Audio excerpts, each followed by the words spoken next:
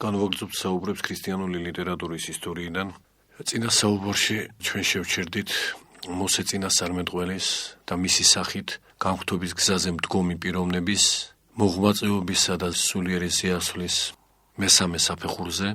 პირველი ორი საფეხურის შესახებ უკვე გქონდა საუბარი არაერთგზისი, კვლავ დაუბრუნდებით, მაგრამ ახლა უშუალოდ მესამე საფეხურთან დაკავშირებით გადმოვცემთ იმ მოძღვრებას, რაც წმინდა გრიგოლ-ნოსელმა ჩამოაყალიბა თავის ნაშრომში მოსეს ცხოვრება მეორე ნაწილში ამ ნაშრომისა, რომლის ყველაზე უფრო მთავარი ღრმა სწავლება სწორედ მესამე ეტაპთან დაკავშირებით არის მოწოდებული. ეს ეტაპი მოსეს ცხოვრებაში დგება მაშინ, როდესაც ისრაელი მისი წინამძღვრობით სინის მთას, ანუ ძველ ქართულად სინაის მთას მიუახლოვდება. სწორედ ამ დროს დგება მომენტი მოსეს ცხოვრებაში, რომ იგი ერის მეწინამძღვრად მხოლოდ ორი ხარისხის გავლით კი არ წარსდგეს, არამედ მესამე ხარისხის აღმულელიც აღმოჩნდეს, რადგანაც თვით მასაც პიროვნულად უკვე მოთხოვნილება აქვს, სულიერი სწრაფვა აქვს განღვთობის იმ მწვერვალისკენ სიახილვისა, სადაც ეკლესიის მამათა შრომებში დამკვიდრებული გამოთქმის მიხედვით ჭეშმარიტად ღგიეს მარადის სასურველი იგი, ესე იგი, სადაც უფალი ჭეშმარიტად დამკვიდრებული იმ განღვთობის მწვერვალზე, ესე იგი, ეს არა მხოლოდ თავისთვის განსაკუთნავად უჩანს მოსეს, ეს მესამე საფეხურის პირობითად რო ვთქვათ დაპყრობა, არამედ მისი წინამძღვრობაც აუცილებლად საჭიროებს ამ საფეხურის გავლას, რადგანაც ისრაელი მისგან საწინამძღვრო ერი უკვე სხვა სიმაღლის მქონე პიროვნებას საჭიროებს. მოსე ადრინდელი უკვე ამ ერს ვეღარ უწინამძღვრებს, მოსე კიდევ უფრო აღმატებული, კიდევ უფრო განღვთობილი ესაჭიროება ერს, რომელიც მძიმე ღვაწლში, უდაბნოში 40 წლიანი მიმოქცევისა, მრავალგზის ფიზიკურად გატეხილი, სულიერად გატეხილი, მომნატრებელი იმ ეგვიპტური ყოფისა, რაც სულიერად უმძიმესი იყო, მაგრამ გარკვეული მატერიალური შვებანი ეზმანებათ მან უდაბნოს მძიმე ცხოვრებაში შეჭირვებულთ და უკვე მოსე წინასწარმეტყველის აქამდე მოპოვებული მხნეობაც, ახოვანებაც კი ვეღარ ხდება საკმარისი, რომ ერი დაიცვას გაუკუღმართებისგან. ამიტომ ღვთისგანგებით და მოსეს სულიერი განწყობითაც, იმიტომ რომ ის არის უკვე შემძლებელი ამ მესამე ეტაპზე აღსვლისა. ჩვენ არაერთგზის აღვნიშნავს, რომ საფეხურები თვითმიზნური წვდომისა არ არის, რა თქმა უნდა, პიროვნება მაშინ ახერხებს ამა თუ იმ ხარისხში შესვლას, განღვთობის ამა თუ იმ ხარისხში შესვლას, როდესაც შემძლებელია დაიტიოს ის სიმაღლე, რასაც ხსენებული ხარისხი გულისხმობს. აი ამ მომენტში მოსე ჭეშმარიტად შემძლია მესამე ხარისხში შესვლისა, მესამე საფეხურზე აღსვლისა, განღვთობის, რადგანაც უდაბნოში უმძიმესმა ყოფამ და ცხოვრებამ და ყველაზე მძიმე პერიოდმა მისი წინამძღვრობისა ისრაელის ისტორიაში მას შესძინა განსაკუთრებული მხნეობანი, მან გამოავლინა მოთმინების საარაკო უნარი დათმენისა და მოთმინება, როგორც ეკლესიის მამები გვასწავლიან, ადამიანს განღვთობის ჭეშმარიტად უმწვერვალეს საფეხურზე აიყვანს, რომელმან დაითმინოს სრულიად, იგი ცხონდეს. სინას მთაზე შეაბიჯებს მოსე ღვთისგან ხმობილი და ჩვენ თავის დროზე ამაზე ამ მხრივაც მქონდა გარკვეული განმარტებანი, სწორედ წმინდა გრიგოლ-ნოსელის შრომაზე დაყრდნობით, რომ ესაა სულიერი ფერდობი განღვთობისა, ღვთისმცოდნეობისა, ბერძნულად თეოგნოსიისა და ამ ფერდობზე ასვლა მხოლოდ მას შეუძლია, ვინც მოემზადა ამისთვის და ამ ფერდობის სხვადასხვა ხარისხს, ესე იგი ამ ღვთისმცოდნეობის ფერდობის სხვადასხვა ხარისხს, ის პიროვნებები წოდებიან, რომლებიც შესაბამის შემძლეობას ავლენენ. თქვათ, ვინმე მცირედით მაინც შემძლებელია ღვთისმცოდნეობის მიღებისა, ის ამ ფერდობის მცირე ნაწილს აივლის. ვინც უფრო მეტის დამტევია, უფრო მეტ სიმაღლეს დაიკავებს, მაგრამ იმგვარად ახოვანი მოღვაწენი, როგორც მოსია, მწვერვალამდე ზეახსვლის შემძლებელნი არიან და თვით ბიბლიურ თხრობაშიც იმდენად ცხადადაა ეს სულიერი შინაარსი გამოკვეთილი, რომ რაღაცნაირად შთაბეჭდილება რჩება, თითქოს მცირედი რაღაც უთხელესი გარსია ისტორიულ თხრობაზე გადაფარებული და ეს სულიერი შინაარსი ყველაზე მკვეთრად იმ დაპირისპირებული მდგომარეობის წარმოჩენაში ვლინდება, რაც უკავშირდება ერთი მხრივ ისრაელს, ერს, ხალხს და მეორე მხრივ პიროვნულად მოსე წინასწარმეტყველს. მათ შორის მკვეთრი სულიერი სხვაობა ყველაზე მეტად აქ იჩენს თავს, რადგანაც მოსემ გამოავლინა სულიერი უნარი, რომ სინაის მთაზე ავიდეს, მას ამის შემძლეობა აქვს, მაგრამ ისრაელის ერი მას ვეღარ მიჰყვა. მთელ უდაბნოში უკან მიჰყვებოდა ისრაელი მოსეს, მაგრამ სინას მთის ფერდობზე ვერ აჰყვა მას, ვერ აჰყვა, იმიტომ რომ მისი სულიერი მომზადება, სულიერი მდგომარეობა განუზომლად ჩამორჩებოდა მოსე წინასწარმეტყველის სულიერ აღმატებულებას. ზეადის მოსე ფერდობზე და მწვერვალიდან ხილვადად საშინელი, მოსმენისათვის საზარელი, ადამიანური გონებისათვის დაუტევნელი და აღუქმელი, უცხორამ სახილველი ვლინდება. წყუდიაჩი ჩაფლული მწვერვალიდან გამოკრთება ცეცხლის ენები, მოისმის ხმა და ეს ხმა უფრო და უფრო ძალუმად ჟღერს, რაც უფრო ზევით ადის მოსე და წმინდა გრიგოლ-ნოსელი დაწვრილებით განმარტებას გვაწოდეს ამ მოვლენისას, აბსოლუტურად სულიერად გადმოსცემს ყოველივეს, რეალურად მომხდარს, ესე იგი რეალურად ისტორიულ სინათლეზე ჭეშმარიტად ავიდა მოსე, მაგრამ იმ მომენტში ეს პიროვნება მოსე ყოვლითურთ სულიერი განცდით, სულიერი აღქმით იყო მოცული და გამშვალული ფიზიკური სახილველის ჭვრეტისას, ღრმა სულიერ სახილველს ჭვრეტდა იმას, რომ სინაის მთის მწვერვალი ღვთისმცოდნეობის მწვერვალია, ხოლო ღვთისმცოდნეობის მწვერვალი ესაა აბსოლუტური მიუწვდომლობა, იმდენად აღმატებული სინათლე, რომ ჭვრეტელ თვალს აბსოლუტურ სიბნელედ ეჩვენება ის, სრულ წყვდიადად ეჩვენება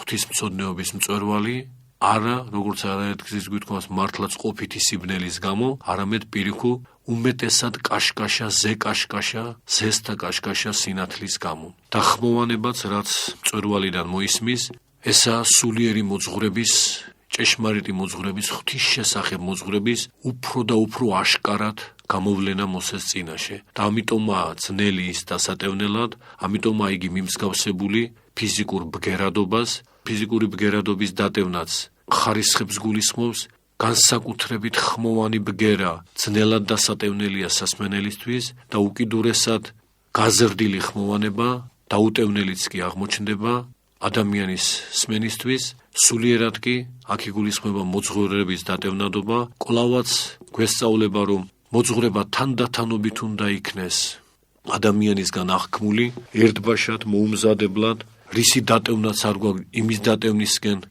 უგუნურად სწრაფვა, არათუ განხვრთობის საწინდარი გახდება, არამედ პირუკუ დაღუპვისა და წარწყვეტისა, რადგანაც ის აღმატებული ადამიანურ ბუნებაზე განუზომლად მაღლა მდგომი ჭეშმარიტება თანდათანობით თუ არ იქნა ადამიანისგან მოპოვებული და შეთვისებული, კვლავ აღნიშნავთ, ყოვლითურთ დაარღვევს მის შედგენილობას, მის ბუნებას და არა ისე, რომ მოსეს ნაბიჯ-ნაბიჯ ზიახსვლით განხვრთობის მიზეზად გაუხდეს მას. მხოლოდ ამგვარი ქმედების ჟამს, რაც მოსეს შესახებ ბიბლიურ თხრობაში ვლინდება, ღვთიური ჭეშმარიტება ყოვლითურთ განაბწყინებს ადამიანს, თანდათან გააფართოებს რა მისი დატევნითობის უნარს, მისაღები გახდება რა მისგან და თანდათანობით მოპოვებული და ათვისებული, აი ასეთი ზიახსვლითი, თანამიმდევრული აღმა აზიდვის შედეგად შეძლებს ღირსეული მოღვაწე, რომ სინასთის მწვერვალზე სრულ წყუდიათში შევიდეს და გაუჩინარდეს კაცთა თვალთაგან. აქ სრული წყუდიადი ეკლესიის მამათა ერთსულოვანი სწავლებით და ყველაზე უფრო ცხადლივად ეს სწორედ წმინდა გრიგოლ-ნოსელისგანაა გამოთქმული. სრულ წყუდიათში კვლავ აღნიშნავთ იგულისხმება ღვთიური ბუნების აბსოლუტური მიუწვდომლობის გაცნობიერება ქმნილებისგან, როგორც ეს მოღვაწე ამბობს თუნდაც წმინდა ექვთიმე ათონელის თარგმანში, რომ ჭეშმარიტი ღმრთის მხილველობა ეგე არის, რომელ ყოვლითურთ უხილავ არის ბუნებაი ღმრთისაი. ესე იგი ამის ყოვლითურთ შეთვისება და აღქმა, ესე იგი არა თეორიულად ცოდნა, არამედ განცდა მთელი ბუნებით, რომ ღმერთი სრულიად უხილავია, ბუნებითად სრულიად უხილავია ნებისმიერი ქმნილებისგან, აი ეს გახლავთ ჭეშმარიტი ღვთის მხილველობა.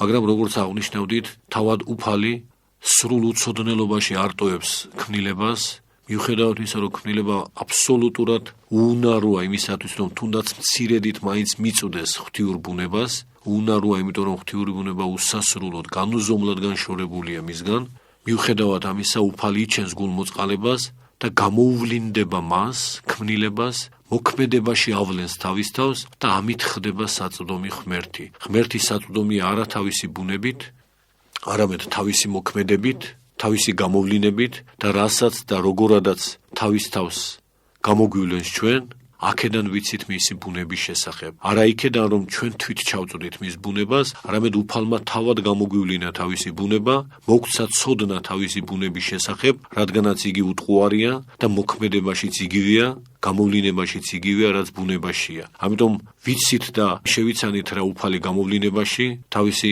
ყოვლადი სახიერებით, ყოვლის მცოდნეობით, ყოვლის შემძლეობით, ყოვლის მაცხოვნებლობით და ასე შემდეგ. მის ბუნებასვე განუუკუთვნებთ ყველა ამ თვისებას და აქედან ვიქმნით წარმოდგენას და აქედან ვაყალიბებთ მოძღვრებას ღვთის ბუნების თვისებათა შესახებ. აი ამ ყოველივეს დამტევი ხდება მოსე ამ უღრმესი ღვთისმეტყველებისა სინას მთაზე ასული. ესაა, როგორც თქვით, ჩვენ ღვთისმეტყველების მწვერვალი, რასაც უკუთქმითი ღვთისმეტყველება ეწოდება, აპოფატიკური ღვთისმეტყველება ეწოდება, ანუ ღვთიურების აღქმა მის აბსოლუტურ შეუცნობლობაში და აბსოლუტურ გამოუთქმელობაში. აი ამგვარად აღქმა ღვთიურობისა, რომ ის აბსოლუტურად შეუმეცნებელია, ის აბსოლუტურად უხილავია, ღმერთი არასა და ვინ იხილა, როგორც იოანე ღვთისმეტყველი ამბობს, რომ ღმერთი აბსოლუტურად მიუწვდომელია, აი ეს გახლავთ ღვთისმეტყველების მწვერვალი, განღვთობის მწვერვალი, სინაის მთის მწვერვალზე მყოფი წყდიადის სიღრმეში შესვლა. ესაა ის სიღრმე, სადაც წმინდა გრიგოლ-ნოსელის სწავლებით იხილვება ზეციური იერუსალიმი, ის უზენაესი ღვთივგამობრწყინებული კარავი, კიდობანი, ზენა იერუსალიმის ღვთის ჭეშმარიტი ქალაქის საიდუმლოთა დამტევი, ეს კარავი, რომლის განმჭვრეტი მოსე შემდგომში წინ თუ გაუცნებთ ამჯერად მოვლენებს, სინაისთვის ძირთან კვლავ უკუ მოქცეული და ჩამოსული, ნახული ნიმუშის სკვალად, ხილვად, შეხებად, მატერიალურ კარავს ააგებინებს ბესელიელს, რომ სიმბოლურად მარადის თვალწინ ჰქონდეს იმ შემთხვევაში ისრაელის ერს და საყოველთაოდ და მარადიულად ჭეშმარიტ ისრაელს, განღვთობილთა კრებულს, ქრისტიანთა ტომს, მარადის თვალწინ ჰქონდეს, კვლავ გავიმეორებთ, მათი საუკუნო სამშობლო, სადაც მარადისობაში უნდა დაივანონ მათ, ეს გახლავთ ზეციური იერუსალიმი. ზეციური იერუსალიმის განჭვრეტა ღვთიური ცოდნის მწვერვალია, ესაა იგივე ზეციური ეკლესია, სადაც მარადიულად მღვდელთ თავრობს, ბუნებითი მღვდელმთავარი მაცხოვარი უფალი იესო ქრისტე. ესაა ამავე დროს განღვთობის მესამე ხარისხი, როგორც ვთქვით, და მწვერვალი განღვთობისა, რასაც წმინდა დიონისე არეოპაგელი უწოდებს სრულმყოფელობით ხარისხს, იმიტომ რომ სრულყოფას იღებს ამჟამს ადამიანი, ტელესიურგიკოს, ასე გახლავთ ბერძნულად ეს ტერმინი, ქრისტიანულ მწერლობაში პირველად გამოყენებული, ტელესიურგიკოს. საზოგადოდ მისი ტერმინები, წმინდა დიონისე არეოპაგელის ტერმინები ძალიან გამომსახველია და ზედმიწევნით თანმხვედრი იმ მოძღვრებასთან განღვთობის ხარისხთა შესახებ, რაც წმინდა გრიგოლ-ნოსელთან გვაქვს. პირველი ეტაპი განწმენდელობითი წმინდა დიონისე არეოპაგელის ტერმინოლოგიით სწორედ ამ შინაარს იტევს, ბერძნულად კათარტიკოს და კათარტიკული ეტაპი იგივე განწმენდელობითია, იმიტომ რომ კათარსისი სწორედ განწმენდას ნიშნავს. მეორე ეტაპს დიონისე არეოპაგელი უწოდებს ფოტისტიკოს, რაც გამასხიოსნებელს, განმანათლებელს, გამანათებელს ნიშნავს, ფოს ბერძნულად არის ნათელი, სინათლე და როგორც უკვე აღნიშნეთ, მესამეს ტელესიურგიკოს, ანუ სრულმყოფელობითს, წმინდა დიონისე არეოპაგელისგან ამგვარად წოდებულს შეესაბამება წმინდა გრიგოლ-ნოსელისგან განმარტებული ბიბლიური თხრობა მოსე წინასწარმეტყველის მიერ სინაის მთის მწვერვალზე აღსვლისა. ასე რომ თუ გრიგოლ-ნოსელი ეტაპებს გარკვეულ შემთხვევაში სახელებსაც აღქმევს, მაგრამ ამავე დროს ბიბლიურ პარადიგმებსაც იყენებს თითოეული ხარისხის აღსანიშნავად, რომ პირველი განწმენდელობითი ეტაპის აღნიშნულია მოსე წინასწარმეტყველისგან ცხოვრების წყემსობა, განრიდება ამასოფლის საცთურთაგან და თავყრილობათაგან და განმარტოებაში საკუთარი ვნებების წინააღმდეგ ამხედრება, განწმენდა საკუთარი თავისა, მოკვეთა ვნებებისა ამასოფლის საცთურისა და სათნოებებით გამშვენებულობა. მეორე ეტაპს წმინდა გრიგოლ-ნოსელი ცეცხლმოდებული მაყულის ბუჩქის ხილვად სახელდებს, ესაა იგივე გასხიოსნებითი ეტაპი, ზოგჯერ ეკლესიის მამათაგან წოდებული მზესხიოსნებითი ეტაპი, სოლარული ეტაპი, ამ ეტაპის შესახებ სწავლებას ეწოდება სოლარული ღვთისმეტყველება, სოლარული მისტიკა და მესამე ღვთისხილვა წყდიათში, ანუ მისი აბსოლუტური უხილავობის მთელი არსებით შეგრძნება და შეცნობა ამისა, რაც არის ღამითი ღვთისმეტყველება, ღამითი მისტიკა, ანუ ნოქტიურნული მისტიკა, როგორც დაკანონებულია ეს სპეციალურ ლიტერატურაში, ღვთის ხილვა ღამეში. ყველაზე უფრო აღმატებული მდგომარეობა ღვთისმხილველობისა, რაც ჩვენივე არაერთგზისი მითითებით ამ საუბრებში, ვეფხისტყაოსანშიც მკვეთრად არის გამოვლენილი, როდესაც ღმერთს ეწოდება მზიანი ღამე, რომ უფალი ჩვენი შემეცნებითი თვალისთვის ჯერ მზიანია, ანუ ჯერ ხილვადაც წარმოგვიჩნდება, განგვანათებს და გაგვასხიოსნებს, მაგრამ თანდათან იმდენად იმატებს ინტენსივობა ამ სინათლისა, იმდენად ძლიერდება იგი, რომ ჩვენს შემეცნებელ თვალსა და გონებას უმალ წყდიადად წარმოუჩნდება ვიდრე სინათლედ. და ესაა ღამე. და ამ ფრაზაშიც მზიანი ღამე არსებითი ბირთვი არის სწორედ ღამე. მზიანი არის ეპითეტი ამ ღამისა. აქ არ არის თქმული ღამიანი მზე. ცენტრალური არის რუსთველისთვის ღამე და მზიანი არის გარეგანი ფორმა ამ ღამისა, ანუ ბუნებითად ღმერთი ღამეა, რაც იმას ნიშნავს, რომ აბსოლუტურად მიუწვდომელი ქმნილებისგან, აბსოლუტურად უხილავი ქმნილებისგან, აბსოლუტურად შეუმეცნებელი ქმნილებისგან. ბუნებითად ესაა ღმერთი. მაგრამ როგორც თქვით, ის გამოვლინებაში გვეცხადება ჩვენ, გამოვლინებაში გვეუწყება ჩვენ, გამოვლინებაში ხდება საწვდომი ჩვენთვის და ესაა მზიანობა. აი ესაა ხილვადობა, ესაა გასხიოსნება ჩვენი ღვთისგან, თავისი მოქმედებით იგი შემოდის ჩვენში, ჭეშმარიტად აგვაბწყინებს ჩვენ და თავისი თავის შესახებ ცოდნას გვაწვდის. გამთლიანება ამ ორი მდგომარეობისა, რომ ღმერთი გამოცხადებაში მზიანია, გამოვლინებაში სულიერად ხილვადია და თავისი თავის შესახებ ცოდნის მომწოდებელია, მაგრამ ბუნებითად აბსოლუტურად მიუწვდომელია და უხილავია. აი ამ ორი მდგომარეობის ღვთის შესახებ ჩვენი ცოდნის ამ ორი მდგომარეობის, ერთი ცოდნეობისა და მეორე უცოდნელობის, ერთი მხილველობისა და მეორე უხილაობის, ერთი მწვდომელობისა და მეორე უწვდომელობის გამთლიანება გახლავთ მზიანი ღამე, ისე როგორც თავის დროზე წმინდა გრიგოლ ნოსელმა გაამთლიანა თავის შესანიშნავ შესიტყვებაში ბრწყინავი წყდიადი, ლამპროს გნოფოს, ასეთია მისი ცნობილი შესიტყვება მოსეს ცხოვრებაში გამოყენებული სწორედ ამ ეტაპზე, როდესაც მოსე სინაის მთის მწვერვალზე ავადა უხილავთა ხილვის სიბნელეში შევა. ასე ეწოდება ამ მდგომარეობას, ესაა შესლვაი ხილვასაში და უხილავთასა, უხილავთა ხილვის წიაღში შესვლა. იმიტომ რომ ბუნებითად უხილავია, ზეციურობა, ღვთიურობა და სულიერი მგრძნობელობით განცდა მათი ითქმის ხილვად. იმ სრულ უხილაობაში, იმ ზეჭარბის სინათლის დამაბრმავებელ სიკაშკაშეში, ანუ ჩვენი თვალისთვის წყდიათში, საღვთო წყდიათში, იმდენად დიდი სულიერი გრძნობადობა, რომ პიროვნება მთელი თავისი არსებით განიმსჭვალება რაღაც უდიდესის განცდით, ესაა ინტუიტიური წვდომა ღვთისა და ესაა კვლავ აღნიშნავთ საღვთო წყდიადი, რომელიც გამოვლინებაში, მოქმედებაში ბრწყინავი, ჩვენი გამასხიოსნებელი, ჩვენთვის სულიერი თვალით სახილველი ხდება. ბრწყინავი წყდიადი გრიგოლ ნოსელისა გახლავთ ერთ-ერთი უდიდესი მიღწევა საღვთისმეტყველო ტერმინოლოგიის მხრივ და აბსოლუტურად აშკარაა, რომ რუსთველისეული მზიანი ღამე, რომელიც ოდნავ სხვაობს გარეგანის სახით, არსებითად წმინდა გრიგოლ ნოსელის ამ გამონათქვამიდან მოდის, ბრწყინავი წყდიადის მცირედ პოეტური გარდათქმა რუსთველური მზიანი ღამე. აი ამ ეტაპზე ადის მოსე, აქ ხდება მისი განხრთობა ბოლომდე სრულად და უკვე სხვა ტიპის წინამძღვარია იგი ერისა, როდესაც სინაის მთის მწვერვალიდან ქვემოთ ეშვება. თუმცა ამაზე ჩვენ შემდგომ შეხვედრაზე ვისაუბრებთ. გმადლობთ ყურადღებისათვის.